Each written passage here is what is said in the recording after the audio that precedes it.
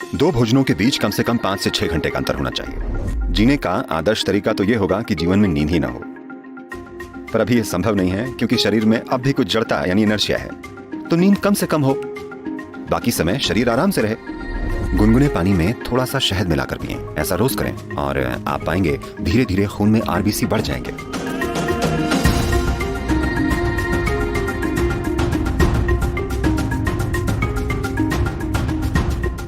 अगर भोजन की बात करें, सबसे महत्वपूर्ण चीज जिसका आपको ध्यान रखना चाहिए वो ये है, किसी दिन जब आप कोई भोजन खाते हैं, चाहे आप जो भी खाते हैं, आपको ध्यान रखना चाहिए कि वो भोजन कितनी जल्दी पचकर आपका हिस्सा बन जाता है।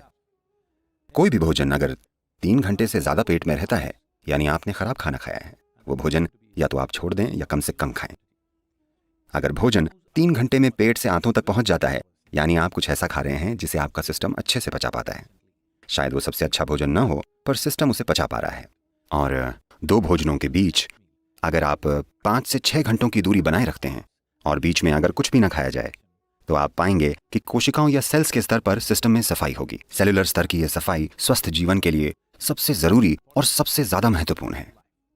तो दो भोजनों के बीच कम से कम 5-6 घंटों का अंतर होना चाहिए। अगर आपकी उम्र 30 से ज्यादा है तो दिन में दो बार अच्छे से भोजन करना काफी होगा। एक सुबह का भोजन और एक शाम का। शाम के भोजन के बाद कम से कम 3 घंटे रुक कर सोना चाहिए और कुछ शारीरिक काम होना चाहिए।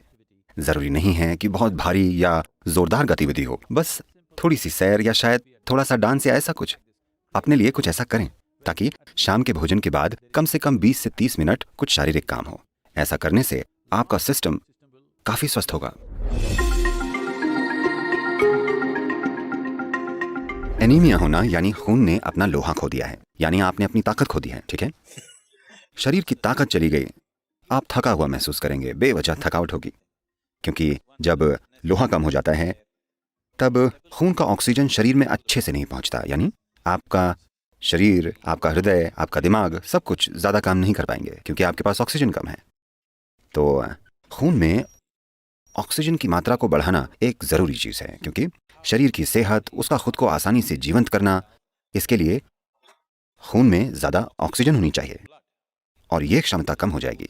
खासकर महिलाओं को ध्यान रखना चाहिए, उनके शरीर की प्रक्रिया के कारण उनमें हीमोग्लोबिन की कमी हो सकती है, जिससे खून में ज्यादा ऑक्सीजन नहीं समा पाएगा और बेवजह वो थक जाएंगी।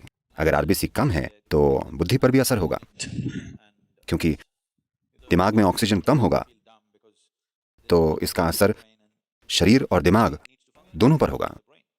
तो इससे बचने का एक सरल तरीका है, रोजाना हल्के गर्म पानी में थोड़ा शहद मिलाकर पीना। रोजाना ऐसा करें, इससे धीरे धीरे आरबीसी की मात्रा बढ़ जाएगी।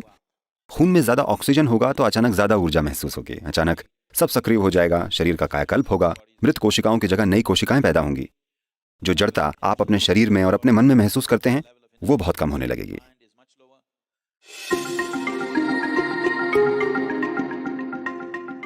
तो शहद हमारे सिस्टम पर अलग अलग असर डालता है।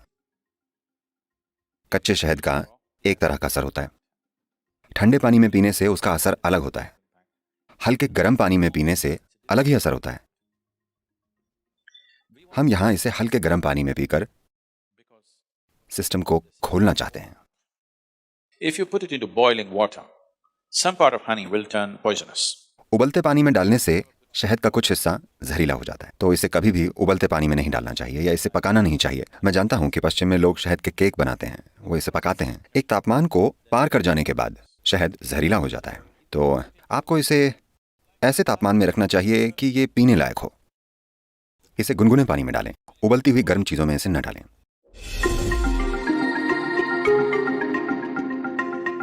देखिए, नींद अपने आप में जीवन की जरूरत नहीं है। शरीर को नींद नहीं, आराम चाहिए। नींद आराम का बस एक रूप है। कई लोग ऐसा सोचने लगे हैं, तमिलनाडु में अगर कोई कहे रेस्ट பண்ணிக்கறாங்க, यानी वे सो रहे हैं। जरूरी नहीं है, बैठकर भी आराम हो सकता है ना? हाँ, खड़े होकर भी आराम हो सकता है, दौड़ते दौड़ते खड़े हो जाने पर भी आराम मिलता है। आप खड़े थे, अगर आप बैठ जाएं तब भी आराम मिलता है।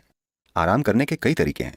सबसे जरूरी बात यह है कि आराम यानी आप ऊर्जा का इक्वेशन बदल रहे हैं, यानी ऊर्जा का खर्च कम हो रहा है पर इसकी पैदावार उसी तेजी से हो रही है। तो कुछ समय बाद ताजगी महसूस होती है क्योंकि ऊर्जा कम खर्च हो रही है। मूल रूप से आप ऊर्जा को मैनेज कर रहे हैं। काम करते समय ऊर्जा ज्यादा खर्च होती है, पैदावार जितनी भी हो, पर वो काफी नहीं होती। कुछ समय में आप थक जाएंगे क्योंकि भारी खपत हुई है। खर्चा कम करके पैदावार बढ़ाई जाए तो कुछ समय में ज्यादा ऊर्जा महसूस होती है। सबसे बेहतरीन तरीका तो यह होगा कि जीवन में नींद ही ना हो, पर अभी यह संभव नहीं है क्योंकि शरीर में कुछ जड़ता है। तो कम से कम नींद ठीक है, बाकी समय शरीर को आराम है। अगर शरीर आराम से रहे तो नींद तब तक नहीं आती जब तक शरीर एक तरह से थक न जाए।